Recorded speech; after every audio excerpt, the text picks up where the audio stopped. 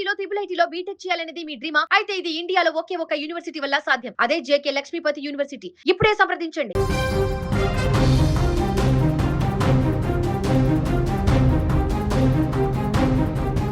1400 కిలోమీటర్లు ప్రయాణించి భార్యాభర్తలు ఒక ప్రొఫెసర్ని దారుణంగా చంపినటువంటి ఘటన ఇప్పుడు సంచలనంగా మారింది. క్రైమ్ స్టోరీని తలదన్నేలా సీన్స్ చూస్తే ఒళ్ళు గగూర్లు పొడిచేలా ఓ దంపతులు హత్య చేశారు. దేశ రాజధాని ఢిల్లీలో జరిగిన ఒక మహిళా ప్రొఫెసర్ హత్య కేసు ఇప్పుడు దేశవ్యాప్తంగా సంచలనంగా మారింది. కేవలం 3 రోజుల్లోనే ఢిల్లీ పోలీసులు ఈ కేసును ఛేదించారు. కానీ ఆ దర్యాప్తులో తేలినటువంటి నిజాలు చూసి పోలీసుల ఫ్యూజులు కూడా అవుట్ అయిపోయాయి. కోట్ల రూపాయల ఆస్తి కోసం ఒక దంపతుల జంట ఏకంగా 1400 కిలోమీటర్లు ప్రయాణించి వచ్చి పక్కా ప్లాన్తో ఈ ఘాతుకానికి ఒడిగట్టారు. అసలు ఎవరా ప్రొఫెసర్? ఆ దంపతులు అంత దూరం ఎందుకు వచ్చారు? ఈ మిస్టరీ వెనుక ఉన్నటువంటి అసలు కథేంటో ఒకసారి చూద్దాం. ఢిల్లీ యూనివర్సిటీ పరిధిలోని ప్రతిష్టాత్మక శివాజీ కాలేజీలో అసిస్టెంట్ ప్రొఫెసర్గా పనిచేస్తున్నారు దేవోస్మితా పాల్. ఆమె తూర్పు ఢిల్లీలోని వసుంధర ఎన్క్లేవ్లో ఉన్న సత్యం అపార్ట్మెంట్స్లో ఆ ఫ్లాట్లో ఒంటరిగా నివసిస్తున్నారు. 5 ఏళ్ల వైవాహిక జీవితం తర్వాత 2022లో భర్తతో విభేదాల వల్ల విడిపోయిన ఆమె ఇక్కడే ఉంటూ ఉద్యోగం చేసుకుంటున్నారు.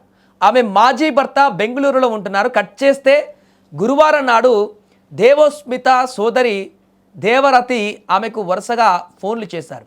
ఎంత ఫోన్లు చేసినా అటువైపు నుంచి ఎలాంటి సమాధానం లేదు. దీంతో తీవ్రమైనటువంటి అనుమానం వచ్చినటువంటి దేవరతి నేరుగా వసుంధర ఎన్క్లేవ్లోని దేవోస్మిత ఫ్లాట్ వద్దకు చేరుకున్నారు.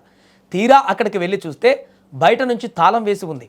ఎంత పిలిచినా లోపల చప్పుడు లేదు. కంగారు పడిన ఆమె చుట్టుపక్కల వారి సహాయంతో తలుపులు బద్దలు కొట్టి లోపలికి వెళ్ళి చూశారు. అంతే, అక్కడ ఉన్న దృశ్యం చూసి ఆమె గుండె పగిలిపోయింది. దేవోస్మిత పాల్ బెడ్రూమ్లో రక్తపు మడుగులు పడి ఉంది. దేవరతి సమాచారంతో ఢిల్లీ పోలీసులు వెంటనే ఘటనా స్థలానికి చేరుకున్నారు.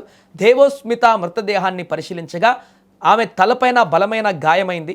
అలాగే మణికట్టు నరాలు కూడా దారుణంగా కోసి ఉన్నాయి. అంటే హంతకులు ఆమె ప్రాణం పోయేంత వరకు వదలలేదని అర్థమైంది. ఇక రంగంలోకి దిగిన ఢిల్లీ క్రైమ్ బ్రాంచ్ పోలీసులు అపార్ట్మెంట్ చుట్టుపక్కల ఉన్న సీసీటీవీ ఫుటేజ్లు, దేవోస్మిత కాల్ డేటాను జల్లెడపట్టారు.